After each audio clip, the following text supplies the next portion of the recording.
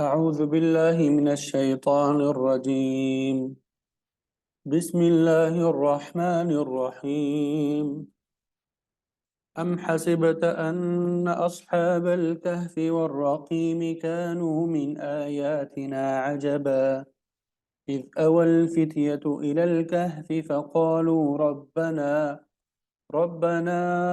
آتنا من لدنك رحمة وهيئ لنا من أمرنا رشدا فضربنا على آذانهم في الكهف سنين عددا ثم بعثناهم لنعلم أي الحزبين أحصى لما لبثوا أمدا نحن نقص عليك نبأهم بالحق إنهم فتية آمنوا بربهم وزدناهم هدى وربطنا على قلوبهم إذ قاموا فقالوا ربنا رب السماوات والأرض لن ندعو من دونه إلها لقد قلنا إذا شططا هؤلاء قومنا اتخذوا من دونه آلهة لولا يأتون عليهم بسلطان بين فمن أظلم ممن افترى على الله كذبا صدق الله العظيم. الحمدللہ آپ کے سامنے سورہ کہف آیت نمبر 9 سے آیت نمبر 15 تک تلاوت کرنے کی سعادت حاصل ہوئی۔ سب سے پہلے ان آیات کا ترجمہ آپ کے سامنے بیان کریں گے اور پھر اس کے بعد مفسرین نے جو تفسیر بیان کی ہوگی وہ انشاءاللہ آپ کے سامنے ذکر کریں گے، ٹھیک ہے؟ ام حسبتا، کیا حسبتا تو نے سمجھا، ان کہ بے شک اصحاب الکہف، اصحاب کا معنی ہوتا ہے والا، اصحاب کا معنی کیا ہوتا ہے؟ والا یا رہنے والی، الکہف غار کے،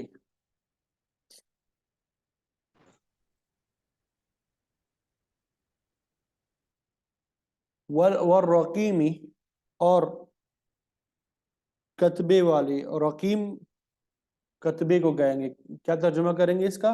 کتبہ۔ اصحاب الکہف والرقیم کہ بے شک غار کے رہنے والے اور کتبے والے، کانو وہ تھی، من آیاتنا ہماری نشانیوں میں سے، عجبا تعجب خیز۔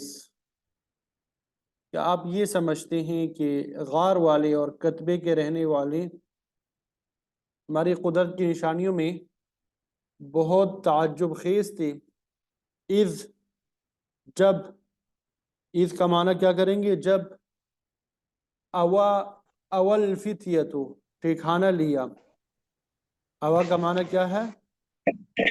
ٹھکانہ لینا، الفتیتو چند نوجوانوں نے، الی الکہف ایک غار میں، فقالو تو وہ کہنے لگی، ربنا اے ہمارے پروردگار، آتنا ہمیں عطا فرما دے۔ آتنا کا معنی کیا ہے؟ ہمیں عطا فرما دے،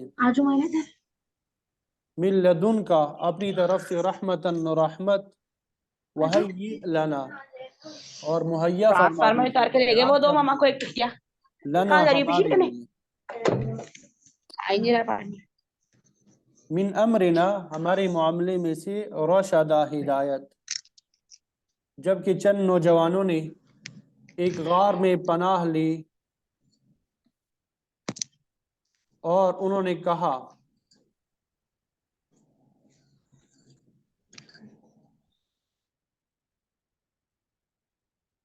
وَهَيِّئْ لَنَا مِنْ أَمْرِنَا رَشَدًا ہمارے معاملے میں ہدایت کے اسباب پیدا فرما۔ جی آواز صاف آ رہی ہے؟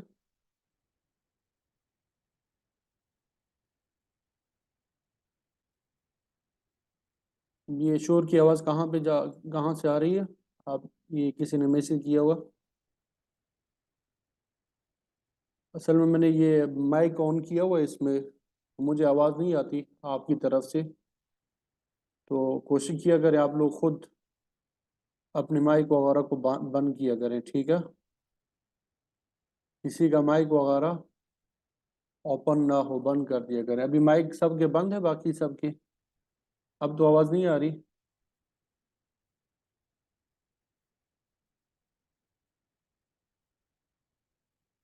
جی ہاں ٹھیک۔ آتینا ہمیں عطا فرما دیجیے، من لدن کا اپنی طرف سے خصوصی رحمت، اور ہمارے معاملے میں ہدایت کے اسباب مہیا فرما دیجیے، ٹھیک ہے؟ فضربنا فضربنا تو ضرب یضرب کا معنی ہوتا ہے مارنا، ٹھیک ہے؟ تو ہم نے تبخی دی علی آذانہم، ان کے کانوں پر، یعنی آپ نے چھوٹے بچوں کو آپ کو نے دیکھا ہوگا نا، کان پہ تبخی دی جاتی ہے ایسا ایسا سلانے کے لیے، ہم نے تبخی دی ان کے کانوں پر، فی الکہف غار میں، سنین بہت سے سال، عددا گنتی میں، ہم نے اسی غار میں کئی سالوں کے لیے ان کے کانوں پہ تبخی دی، یعنی انہیں سلا دیا۔ ثم بعثناہم، پھر ہم نے انہیں دوبارہ زندہ کیا، لنعلم، تاکہ ہم جان لے، ای الحزبین، کہ دونوں گروہوں میں سے کون سا احصا زیادہ یاد رکھنے والا ہے، لما اسے جو لبثوا وہ ٹھہرے رہے، امدا ایک مدت۔ پھر ہم نے انہیں دوبارہ اٹھایا تاکہ ہم ممتاز کر دیں کہ دونوں گروہوں میں سے کس نے اس مدت کو زیادہ یاد رکھا، جتنی مدت وہ وہاں رہے۔ نحن نقص علیک نبأہم بالحق، نحن ہم نقص بیان کرتے ہیں علیک آپ پر، نبأہم ان کا واقعہ، بالحق کے حق کے ساتھ، انہم بے شک وہ، فتیتن چند نوجوان تھے، آمنو وہ ایمان لے آئے، بربہم اپنے رب پر، وزدنا اور ہم نے بڑھا دیا، ہم انہیں، ہدایت، ہدن ہدایت میں۔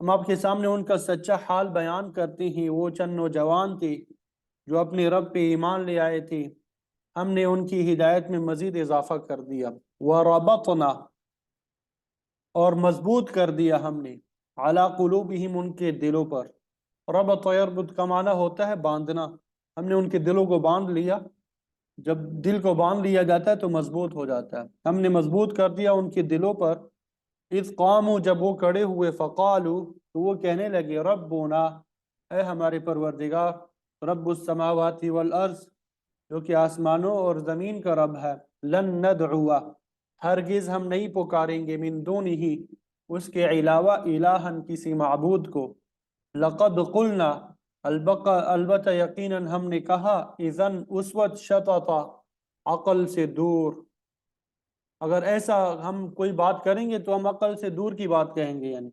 ہؤلائی یہ لوگ، قومنا ہماری قوم جو ہے، اتخذوا انہوں نے بنا لیے، من دونہ اس کے علاوہ، آلہۃ کئی معبود، لولا یأتونا کیوں نہیں ہوتا، یأتونا وہ لائے، علیہم ان پر، بسلطان ان کوئی دلیل، بین واضح، یہ ہماری قوم کے لوگ ہیں جنہوں نے اللہ کو چھوڑ کے کئی معبود بنا لی ہے، ایسا کیوں نہیں ہوتا کہ وہ ان پہ کوئی واضح دلیل لے کے آئے۔ فمن اظلم تو کون ہے زیادہ ظلم کرنے والا، ممن اس سے جو، افترا گڑے، علی اللہ اللہ تعالیٰ پر، کذباً جھوٹ، اس شخص سے بڑا ظالم کون ہوگا جو اللہ تعالیٰ پہ جھوٹ باندھ دے، اس شخص سے بڑا ظالم کون ہوگا جو اللہ تعالیٰ پہ جھوٹ باندھ دے۔ تو یہ ان آیات کا ترجمہ ہے جو آپ کے سامنے بیان کر دیا، امید کرتا ہوں کہ ترجمے کی سمجھ آ گئی ہوگی، ٹھیک ہے؟ کل ہم نے تفسیر جو ہے آیت نمبر 4 تک بیان کر دی تھی، تو ما لہم بہ من علم آیت نمبر 5 سے آج تفسیر ہم بیان کریں گے۔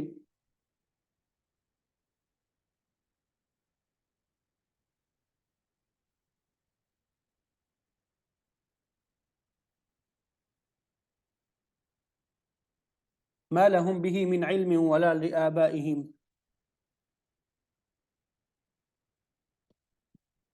ان کے پاس اس دعویٰ کے لیے کوئی علم نہیں ہے، ولا لآبائہم، اور نہ ان کے آبا و اجداد کے پاس، یعنی نہ ان کے پاس کوئی عقلی دلیل ہے اور نہ نقلی، بلکہ ان کے آبا و اجداد کے پاس بھی کوئی دلیل نہیں تھی۔ انہوں نے بغیر دلیل یہ عقیدہ قائم کیا تھا۔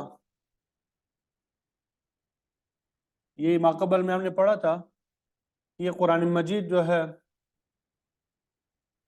وَيُنذِرَ الَّذِينَ قَالُوا اتَّخَذَ اللَّهُ وَلَدًا، ان لوگوں کے لیے بطور خاص ڈرانے کی چیز ہے جنہوں نے اللہ تعالیٰ کو کے لیے بیٹا بنایا ہے۔ تو یہ جو بیٹا بنانا ہے اللہ کے تعالیٰ کے لیے، یہ ان کے آبا و اجداد نے بغیر دلیل عقیدہ قائم کیا تھا۔ تو اللہ تعالیٰ کو اولاد کی ضرورت ہی کیا ہے؟ کیا وہ نسل کا بھوکا ہے کہ بڑھاپے میں اولاد کام آئے گی؟ یا وہ وہ محتاج ہے کہ اولاد جو ہے اس کی خدمت کرے گی؟ ٹھیک ہے، اللہ اکبر۔ اللہ تعالیٰ تو ان تمام چیزوں سے پاک ہے، وہ خود ہی مدبر ہے، متصرف ہے۔ ہم پڑھ چکے ہیں کہ سب تعریفیں اللہ کے لیے ہے جس نے کوئی اولاد نہیں بنائی، اس کی بادشاہی میں اس کا کوئی شریک نہیں ہے۔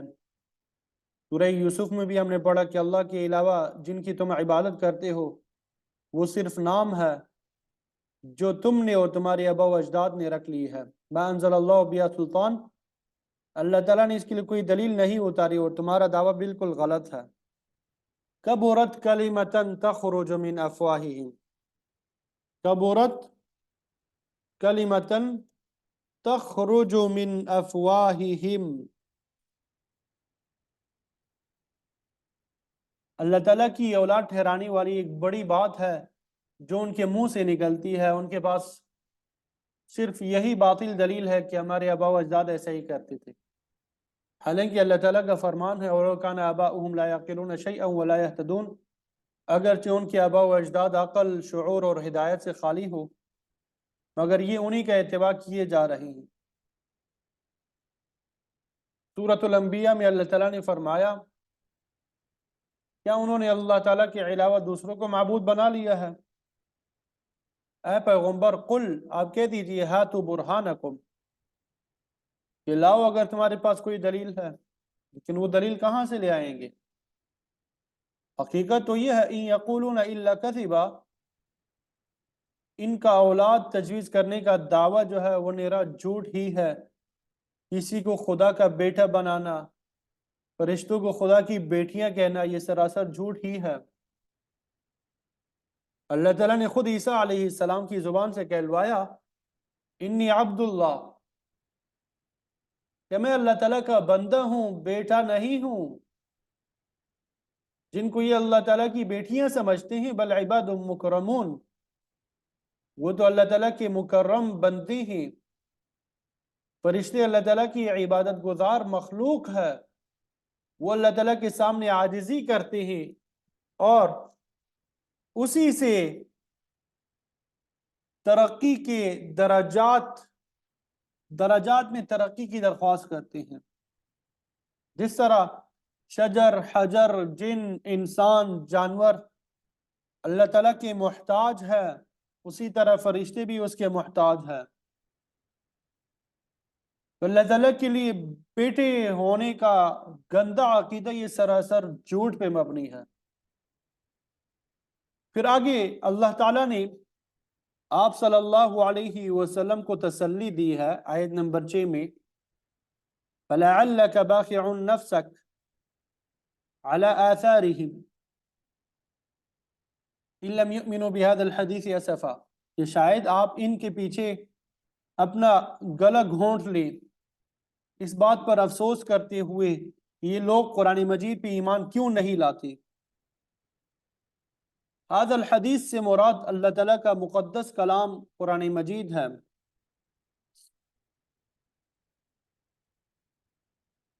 آپ صلی اللہ علیہ وسلم مشرکین کی شرک پر ہر درمی اور پھر ان کی جہنم رسیدگی پہ بڑا کڑتے تھے، لیکن اللہ تعالیٰ نے تسلی دی وَلَا تُسْأَلُ عَنْ أَصْحَابِ الْجَحِيمِ، اہل دوزخ کے متعلق آپ سے دریافت کیا جائے گا مَا سَلَكَكُمْ فِي سَقَرَ، وَلَا تُسْأَلُ عَنْ أَصْحَابِ الْجَحِيمِ کہ جہنم میں جانے والوں کے حوالے سے آپ سے نہیں پوچھا جائے گا کہ یہ جہنم میں کیوں جا رہے ہیں، بلکہ خود انہی سے پوچھا جائے گا ما سلککم فی سقر، کہ تم جہنم میں کس وجہ سے آئے ہو۔ اللہ تعالیٰ نے آپ صلی اللہ علیہ وسلم سے فرمایا بلغ ما انزل الیک من ربک، آپ اپنا تبلیغ کا فریضہ ادا کرتے رہیں جہاں تک سیدھے راستے پہ لانے کا تعلق ہے۔ انک لا تہدی من احببت ولکن اللہ یہدی من یشاء، آپ اپنی پسند کے مطابق کسی کو ہدایت نہیں دے سکتے، بلکہ اللہ تعالیٰ جس کو چاہے ہدایت دے دیتا ہے۔ کسی کو منزل مقصود تک پہنچانا یہ آپ کا کام نہیں ہے، یہ تو اللہ تعالیٰ کا کام ہے۔ تو یہ تسلی کا مضمون بیان ہے اس میں۔ اِنَّا جَعَلْنَا مَا عَلَى الْأَرْضِ زِينَةً لَهَا لِنَبْلُوَهُمْ أَيُّهُمْ أَحْسَنُ عَمَلًا،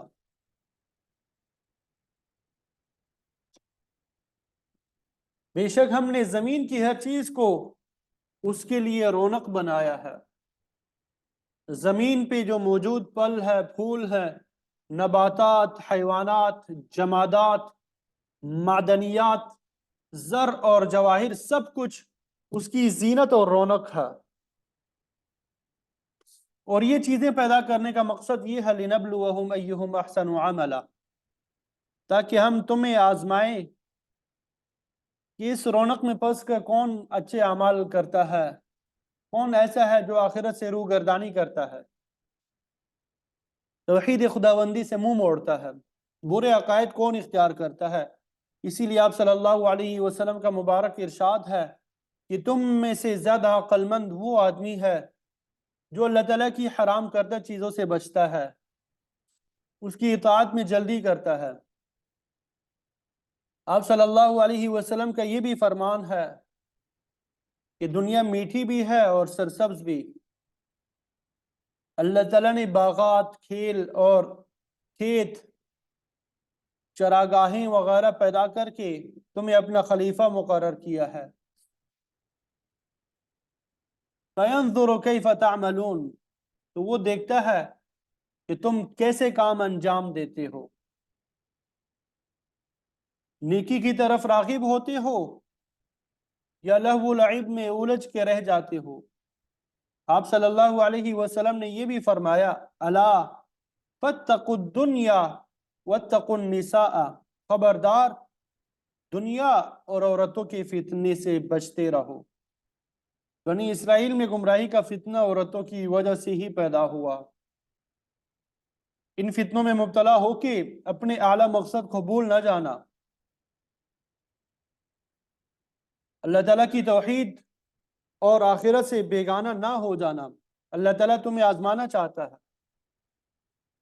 اور یہ بھی یاد رکھنا وَإِنَّا لَجَاعِلُونَ مَا عَلَيْهَا صَعِيدًا جُرُزًا، بے شک ہم بنانے بتانے والے ہیں جو کچھ اس زمین پر ہے چٹیل میدان۔ جب قیامت برپا ہوگی تو زمین میں کوئی اونچ نیچ، ٹیلا، پہاڑ، درخت، دریا، سمندر نہیں ہوگا، ہر چیز فنا ہو جائے گی اور زمین جو ہے چٹیل میدان رہ جائے گی۔ مطلب یہ کہ یہ زمین اور اس کی تمام رونقیں عارضی ہے، ایک دن ختم ہونے والی ہے، لہٰذا ان میں مشغول رہ کے اللہ کی یاد کو بھلا نہ بیٹھنا۔ اللہ کی یاد کو بھول نہ جانا ورنہ سخت نقصان اٹھاؤ گے۔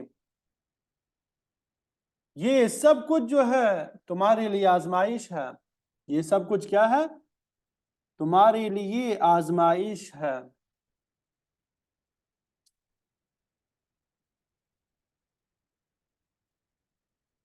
پھر آگے آیت نمبر 9 میں اللہ تعالیٰ نے بیان فرمایا ام حسبتا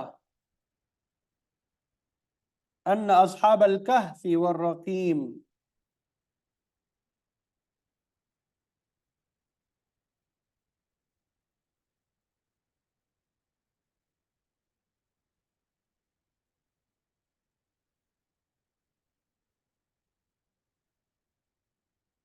یہ ابھی جو ہم نے پڑھا سعیدن جو روزہ، جس کا معنی ہم نے چٹیل میدان کیا۔ سعید اصل میں مٹی کو کہتے ہیں، جیسا کہ ہم نے اس سے پہلے پڑھا ہوگا کہ تیمم کے مسئلے میں سورہ مائدہ میں فَتَيَمَّمُوا صَعِيدًا طَيِّبًا، تیمم کرو پاک مٹی سے، یعنی جب پانی نایاب ہو یا کوئی شخص پانی کے استعمال پہ قادر نہ ہو تو مسنون طریقے کے مطابق مٹی سے طہارت حاصل کر کے نماز ادا کر سکتا ہے۔ مفسر قرآن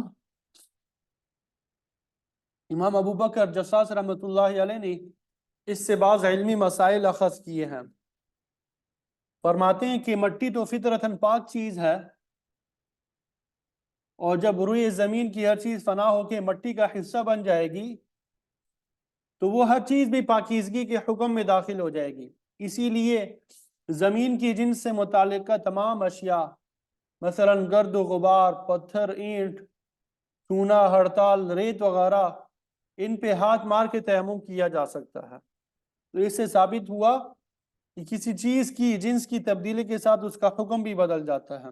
مثلا نجاست ایک ناپاک چیز ہے، اگر یہی نجاست جل کے راکھ بن جائے تو جنس کی اس تبدیلی کے ساتھ ہی اس کا حکم بھی بدل جائے گا۔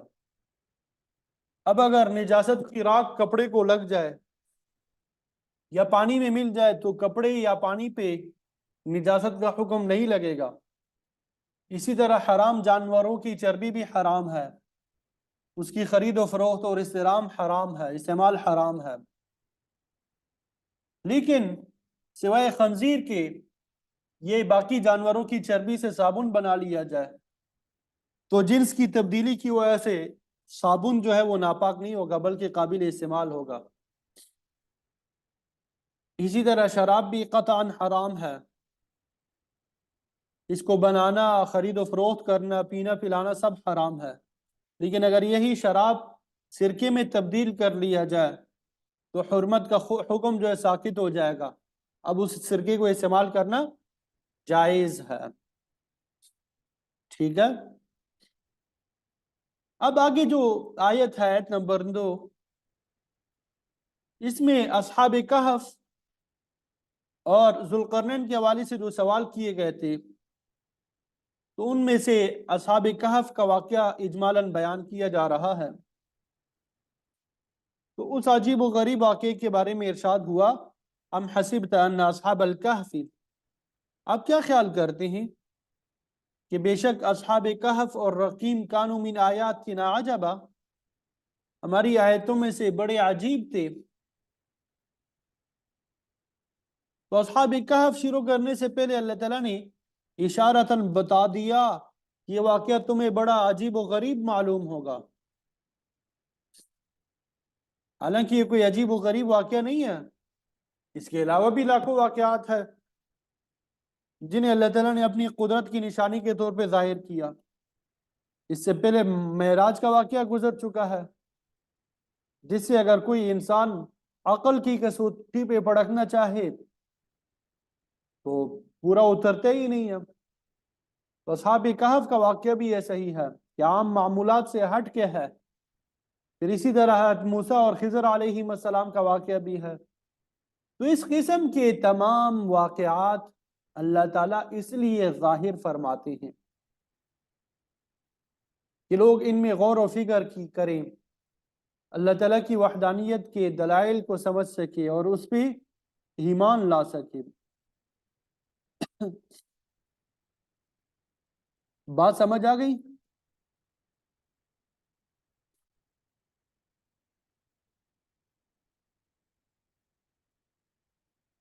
یہاں پہ دو الفاظ استعمال کیے، کہف اور رقیم۔ کہف غار کو کہتے ہیں، کیونکہ یہ چند نوجوان کسی پہاڑ کی غار میں پناہ گزین ہوئے تھے، اس لیے انہیں اصحاب کہف کے نام سے تعبیر کیا گیا۔ البتہ رقیم جو ہے، رقیم، اس کے معنی کے تعین میں مفسرین میں اختلاف پایا جاتا ہے۔ امام بخاری نے اپنی کتاب میں اس آیت کے ضمن میں 3 آدمیوں کا حال بیان کیا جن کو دوران سفر بارش کی وجہ سے غار میں پناہ لینا پڑا۔ اسی دوران پہاڑ کے اوپر سے ایک بڑا پتھر سرے کے غار کے منہ پہ آ گیا، جس سے غار کا پورا منہ بند ہو گیا اور ان کے نکلنے کا کوئی راستہ نہیں رہا۔ تو پریشانی کے عالم میں ان 3 آدمیوں نے فیصلہ کیا کہ ہر آدمی اپنی زندگی میں کیے گئے کسی نیک عمل کا واسطہ دے کے اللہ تعالیٰ سے رہائی کی دعا کرے۔ تو انہوں نے ایسے ہی کیا۔ پہلے آدمی کی دعا پہ اللہ تعالیٰ نے وہ پتھر غار کے منہ سے تھوڑا سا ہٹا دیا، دوسرے نے دعا کی تو پھر مزید ہٹ گیا، تیسرے آدمی کی دعا کے ساتھ ہی اللہ تعالیٰ نے ان کے لیے راستہ کھول دیا اور وہ غار سے باہر آ گئے۔ تو امام بخاری رحمۃ اللہ علیہ فرماتے ہیں کہ رقیم سے یہ اشخاص مراد ہیں۔ وہ آپ کے نزدیک اصحاب کہف اور اصحاب رقیم 2 مختلف گروہ ہیں۔ اصحاب کہف وہ 6 آدمی تھے جو اپنے ایمان کو بچانے کے لیے غار میں چھپ گئے تھے، جنہیں اللہ تعالیٰ نے 300 سال تک سلائے رکھا، اور پھر اصحاب رقیم یہ 3 آدمی تھے جو غار میں پھنس کے رہ گئے تھے، مگر اللہ تعالیٰ نے انہیں رہائی دے دی۔ لیکن اکثر مفسرین فرماتے ہیں کہ اصحاب کہف اور اصحاب رقیم ایک ہی گروہ ہے۔ ان کو اصحاب کہف غار میں پناہ لینے کی وجہ سے کہتے ہیں، اور رقیم ان کی بستی کا نام تھا، اس لیے اصحاب رقیم بھی کہلاتے ہیں۔ اور بعض فرماتے ہیں کہ رقیم اس پہاڑ کا نام ہے جس کی غار میں یہ لوگ اتنا لمبا عرصہ سوتے رہے۔ بعض کہتے ہیں کہ رقیم اس کتے کا نام تھا جو ان لوگوں کی پناہ گزینی کے دوران غار کے منہ پہ بیٹھا رہا۔ بعض فرماتے ہیں کہ رقیم فعیل کے وزن پر ہے لیکن مفعول کا معنی دیتا ہے۔ رقیم اصل مرقوم ہے، گویا اصحاب کہف کے نام کتبے پہ مرقوم یعنی لکھے ہوئے تھے، اس وجہ سے انہیں اصحاب رقیم کہا جاتا ہے، انہیں اصحاب رقیم کہا جاتا ہے کہ ان کے نام کتبے میں لکھے ہوئے تھے۔ تو فرماتے ہیں کہ اصحاب کہف بڑی حیثیت کے لوگ تھے، ان کا تعلق شاہی خاندان سے تھا یا حکومت وقت کے اعلیٰ عہدیداروں کی اولاد تھے۔ جب یہ لوگ اچانک لاپتہ ہو گئے تو ان کی تلاش کی ہر ممکن کوشش کی گئی، لیکن تمام سرکاری اور نجی ذرائع کو ناکامی کا منہ دیکھنا پڑا۔ تو ان افراد کی نمایاں حیثیت اور واقعے کی عجیب و غریب نوعیت کے پیش نظر حکومتی سطح پہ ان لوگوں کے نام اور دیگر کوائف کسی کتبے پہ لکھ کر سرکاری محافظ خانے میں محفوظ کر دیے گئے۔ تو اس طرح یہ لوگ اپنے نام مرقوم ہونے کی وجہ سے اصحاب رقیم کہلائے۔ بعض فرماتے ہیں کہ اصحاب کہف کے نام اور کوائف ان کے گمشدگی کے وقت لکھ کے محفوظ نہیں کیے گئے تھے، بلکہ 300 سال کے بعد جب یہ لوگ نیند سے بیدار ہوئے، زمانہ بدل چکا تھا، کئی سلطنتیں تبدیل ہو چکی تھی، جب اس عجیب و غریب واقعے کا انکشاف ہوا تو اس وقت ان کے نام وغیرہ ایک کتبے پہ لکھ کر اس غار کے دہانے پہ رکھ دیے گئے جس میں وہ سوتے رہے۔ تو اس وجہ سے ان کو اصحاب رقیم کہا جاتا ہے۔ بعد میں وہاں پہ مسجد بھی تعمیر کر دی گئی۔ تو گویا اصحاب کہف اور رقیم کا معنی غار اور تختی والے، کتبے والے۔ تو اس آیت میں اللہ تعالیٰ نے اصحاب کہف کا واقعہ اجمالی طور پہ اس طرح بیان فرمایا، اذ اول فتیۃ الی الکہف فقالوا ربنا آتنا من لدنک رحمہ وہیئ لنا من امرنا رشدا۔ جبکہ پناہ پکڑی چند نوجوانوں نے غار کے اندر. یہ نوجوان تعداد میں 6 تھے اور 7واں وہ چرواہا تھا جو راستہ چلتے ہیں ان کے ساتھ شریک ہو گیا تھا، اور 8واں اس چرواہے کا کتا تھا. جب دوران سفر ان لوگوں کی چرواہے سے ملاقات ہوئی تو اس نے ان کے حالات اور سفر کا مقصد معلوم کرنا چاہا. پہلے تو وہ ہچکچا رہے تھے حقیقت حال واضح کرنے سے، لیکن بعد میں چرواہے کے اصرار پر انہوں نے پوری بات کہہ دی. چرواہے نے کہا میں بھی تمہاری طرح صحیح عقیدے پہ ہوں، مجھے بھی اپنے ساتھ شامل کر لو. تو وہ بھی ساتھ میں شامل ہو گیا. وہ لوگ چرواہے کے اس کتے کو بھگانا چاہتے تھے لیکن کتا ان کا ساتھ چھوڑنے کے لیے تیار نہ تھا. جب ان لوگوں نے کتے کے ساتھ سختی کا معاملہ کیا تو اللہ تعالیٰ نے اسے قوت گویائی عطا فرمائی. وہ کہنے لگا مجھے بھگاؤ نہیں، میں بھی تم جیسے نیک لوگوں کے ساتھ رہنا پسند کرتا ہوں، مجھے بھی ساتھ لے چلو. جب تم آرام کرو گے تو میں تمہاری حفاظت کروں گا. تو 7 وہ تھے اور 8واں یہ کتا بھی ان کے ہمراہ ہو گیا. آگے بھی تذکرہ آ رہا ہے. نوجوانوں کی طرح بعض دیگر بڑے بوڑھے بھی دین حق پہ قائم تھے، مگر بادشاہ وقت کے ظلم اور ستم کو مد نظر رکھتے ہوئے نہ اس کے خلاف آواز بلند کر سکتے تھے اور نہ ہی وہاں سے ہجرت کرنے کی طاقت رکھتے تھے. تو ظلم سے نکل جانے اور بدعقیدگی سے نکل جانے کے انقلابی قدم ان چند نوجوانوں ہی کے حصے میں آیا، اور تاریخ عالم گواہ ہے اس بات پہ کہ انقلاب ہمیشہ نوجوانوں کے ذریعے ہی آتا ہے. پوری زندگی میں جوانی کا زمانہ ہی ایک قیمتی سرمایہ ہوتا ہے. دنیا میں بڑے بڑے انقلاب نوجوانوں کے ہاتھوں ہی برپا ہوتے ہیں. آپ صلی اللہ علیہ وسلم کے اولین جانثاران بھی زیادہ تر نوجوان لوگ ہی تھے. بوڑھے لوگ خال خال ہی تھے جو اسلام کے ابتدائی دور میں آپ پہ ایمان لائے. تو یہی جوان قرآن مجید کے پروگرام کو لے کے آگے بڑھے اور دین کا پیغام دنیا بھر میں پھیلا دیا. قرآن مجید میں بہت سے مقامات پر جوانی اور شباب کا ذکر ہے. تو اگر نوجوانوں کی صحیح تربیت کی جائے، صحیح راستے پہ انہیں لگایا جائے تو یہ لوگ ملک اور ملت کا بہترین سرمایہ ثابت ہوتے ہیں. لیکن افسوس کا مقام یہ ہے کہ آج کے زمانے میں نوجوانوں کے معاملے میں بالکل تربیت نہیں کی جا رہی. وہ کھیل تماشے اور یعنی فحاشی اور فلموں وغیرہ دیکھنے میں مصروف و مشغول ہے، فضول کاموں میں مشغول ہے، جس کی وجہ سے ان کی انقلابی صلاحیت ایسا ایسا ختم ہو رہی بلکہ ختم ہو چکی ہے. تو بہرحال اصحاب کہف کے واقعے کی تفصیلات بیان کرنے کے باوجود قرآن مجید نے اس واقعے کے زمانے کا تعین نہیں کیا. ظاہر ہے کہ قرآن مجید کوئی تاریخی کتاب تو ہے نہیں ہے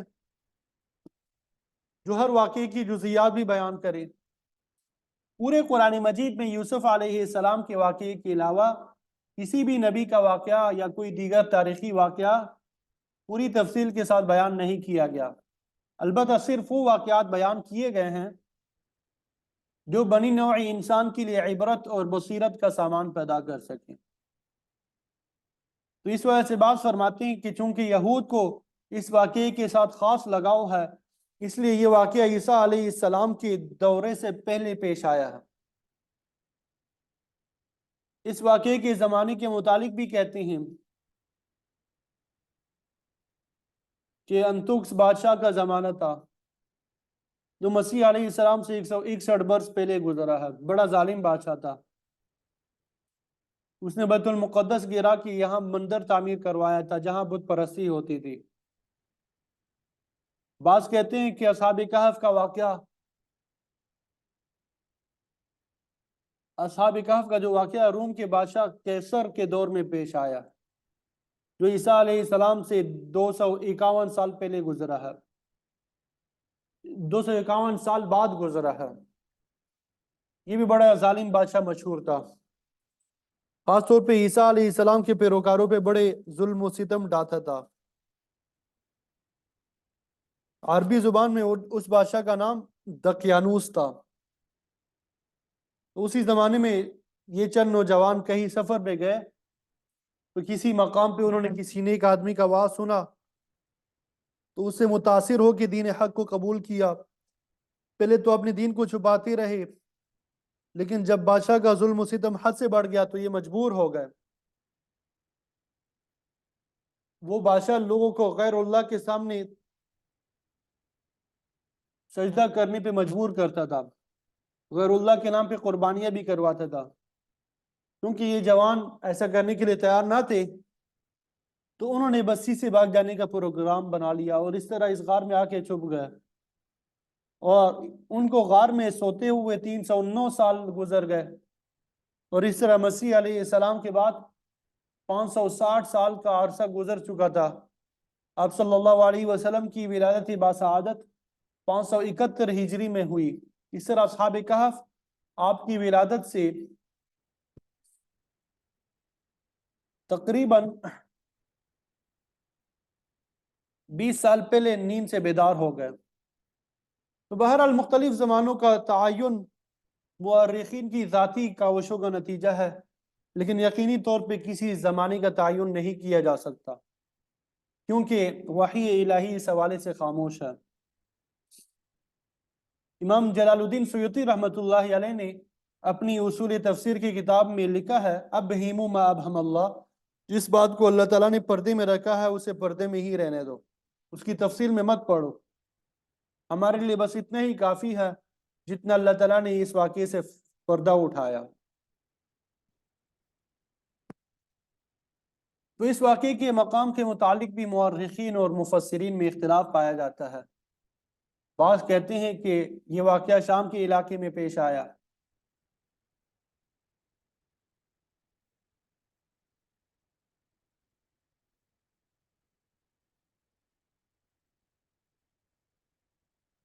لیکن بعض کہتے ہیں کہ ایشیائے کوچک میں یہ واقعہ پیش آیا، لیکن زیادہ گمان یہی ہے کہ یہ شام یا اس کے اطراف کا کوئی مقام ہے، لیکن قرآن اور حدیث میں اس حوالے سے کوئی صراحت نہیں ہے۔ البتہ دمشق سے 20-25 میل کی مسافت پہ ایک غار ہے، اس کے متعلق مشہور ہے کہ یہی اصحاب کہف کا مقام ہے، لوگ اس غار کی زیارت کے لیے جاتے ہیں۔ حضرت شیخ الحدیث رحمۃ اللہ علیہ، مولانا زکریا کاندھلوی رحمۃ اللہ علیہ جب بھی حج کر کے واپس آ رہے تھے، حج سے جب واپس آ رہے تھے تو دمشق پہنچ کے آپ نے بھی اس غار کی زیارت کی تھی۔ وہاں کچھ قبریں ہیں، کتبے بھی لگے ہوئے ہیں، مسجد بھی ہے، کہا جاتا ہے کہ یہ اصحاب کہف کی غار ہے، واللہ عالم۔ تو بہرحال یہاں پہ اللہ تعالیٰ نے فرمایا کہ جب پناہ پکڑی چند نوجوانوں نے پہاڑ کی غار میں، فقالو، انہوں نے یہ دعا کی، ربنا آتنا من لدنک رحمہ، اے ہمارے پروردگار دے دے ہمیں اپنی طرف سے، عطا فرما دے ہمیں اپنی طرف سے رحمتن، مہربانی، وہیئ لنا من امرنا رشدا، اور مہیا کر دے ہمارے لیے ہمارے معاملے میں درستگی کے بعد۔ دراصل یہ تعلق باللہ کی درستگی کی بات ہے۔ مفسرین فرماتے ہیں کہ کامیابی کا مدار جو ہے اللہ تعالیٰ کے ساتھ تعلق پر ہی ہے۔ ان لوگوں کا تعلق اللہ تعالیٰ کے ساتھ صحیح تھا، تبھی تو یہ صرف دین کی حفاظت کے لیے گھر وغیرہ چھوڑ کے پناہ غار میں چلے گئے۔ تو انہوں نے انتہائی بے کسی کی حالت میں اپنے مالک الملک کے حضور دعا کی۔ ان کی بے بسی اور مجبوری کا حال پھر آگے اگلی رکوع میں بیان کیا جا رہا ہے۔ تو اس کے جواب میں اللہ تعالیٰ نے فرمایا، ہم نے ان کی دعا اس طرح قبول کی، وَضَرَبْنَا عَلَىٰ آذَانِهِمْ فِي الْكَهْفِ سِنِينَ عَدَدًا، ہم نے ان کے کھانوں پہ تبکی دے دی، غار کے اندر سالہ سال گنے ہوئے، جس طرح ماں بچے کو سلانے کے لیے تبکی دیتی ہے، اسی طرح اللہ تعالیٰ نے ان اصحاب کہف کو میٹھی نیند سلا دیا، اور اس نیند کو اتنا طویل کر دیا جس کی مثال دنیا میں نہیں ملتی۔ بعض لوگ کئی کئی دن تک بے ہوش رہتے ہیں، یہ بے ہوشی 1 مہینہ، 2 مہینہ، سال، 2 سال تک بھی ہو سکتی ہے۔ لیکن 309 سال تک سلائے رکھنا یہ اپنی نوعیت کا واحد واقعہ ہے۔ ثم بعثناہم، پھر ہم نے ان کو اٹھایا یا نیند سے بیدار کیا، لنعلم ای الحزبین احصى لما لبثوا امدا، تاکہ ہم آشکارا کر دیں کہ دونوں گروہوں میں سے مدت قیام کو زیادہ یاد رکھنے والا کون سا گروہ ہے۔ اصحاب کہف کے قیام کی مدت میں بہت زیادہ اختلاف تھا، حتیٰ کہ خود ان کے اندر بھی دو گروہ بن گئے۔ کسی نے کہا ایک دن یا اس کا کم و بیش حصہ ٹھہرے ہیں، اور کسی نے کہا کچھ اور مدت بتائی۔ تو اللہ تعالیٰ نے فرمایا سنانے کے بعد ہم نے انہیں اٹھایا تاکہ قیامت کی مدت کے بارے میں زیادہ صحیح گروہ کو واضح کرے۔ ٹھیک ہے، نحن نقص عليك نبأهم بالحق۔ اب یہاں سے تفصیل سے اس کو بیان کیا جا رہا ہے۔ ہم بیان کرتے ہیں آپ پر ان کا حال تحقیق کے ساتھ، یعنی ہم صحیح واقعات کو بیان کرتے ہیں۔ صرف وہی حصہ بیان ہوگا جو لوگوں کے لیے باعث عبرت اور مفید ہو۔ عام قصے کہانیوں کی طرح تمام جزئیات کو بیان کرنا یہ قرآن مجید کا موضوع نہیں ہے۔ تو فرمایا انہم فتیہ، کہ وہ چند نوجوان تھے، یہ فتن کی جمع ہے، اپنے ظالم مشرک اور بت پرست حاکم سے تنگ آ چکے تھے۔ تو ان کا جو بادشاہ تھا لوگوں سے زبردستی بت پرستی کراتا تھا، غیر اللہ کے نام کی قربانیاں کراتا تھا، جو اس حکم کو نہ مانتا اس میں تشدد کرتا۔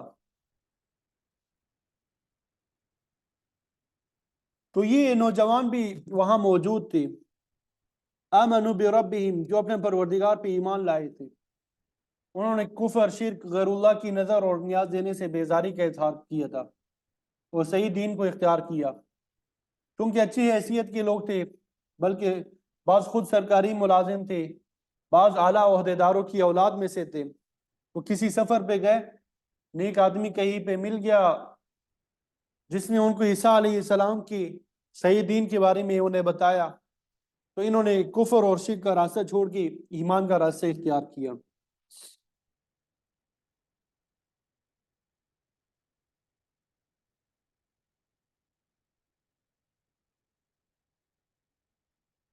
اللہ اکبر کبیرہ والحمد للہ کثیرہ۔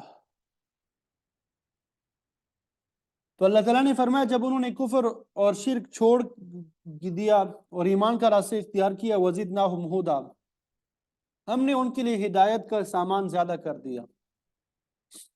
ظاہر ہے کہ جو آدمی کفر اور شرک کے اندھیروں سے نکل کے ایمان کی روشنی میں آتا ہے اور پھر اس راستے پہ آنے والے تمام مصائب کو برداشت کرتے ہوئے صحیح راستے پہ چلتا ہے، اللہ تعالیٰ اس کی ایمان میں اضافہ فرما دیتے ہیں۔ سورہ محمد میں موجود ہے والذین اہتدوا زادہم ہدی وآتاہم تقواہم، جو لوگ ہدایت کا راستہ پکڑتے ہیں اللہ تعالیٰ ان کی ہدایت میں اضافہ فرما دیتے ہیں اور انہیں تقوی کا راستہ عطا کرتے ہیں۔ تو ان نوجوانوں نے بھی اپنا تعلق اللہ تعالیٰ کے ساتھ مضبوط کیا اور انہوں نے بادشاہ وقت کی پرواہ نہیں کی، بت پرستی کو چھوڑ دیا اور دل میں تہیہ کیا کہ ہم مخلوق کی خاطر اپنے خالق کو ناراض نہیں کر سکتے۔